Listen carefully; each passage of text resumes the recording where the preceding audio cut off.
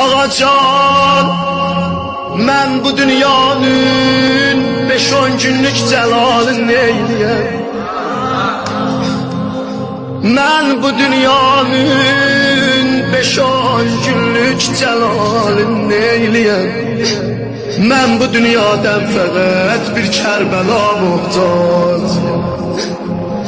Ağ kəfəndən rəsmidir dəfn eyləyərlər meyyiti. Mən vəli qəbrə gedəndə başqara muhtacıyam. Alam, alam. Sen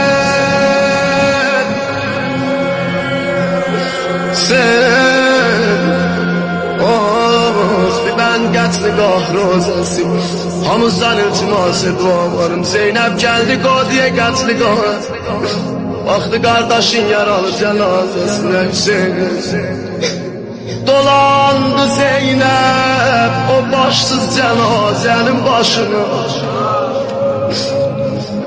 Dolandı Zeynəb o başsız cənazənin başına Dedi Hüseyin bacın ölsün nə ruzigar olur Bəni yandırandı Peyğəmbər oğlusan əmma soyubla köynəyi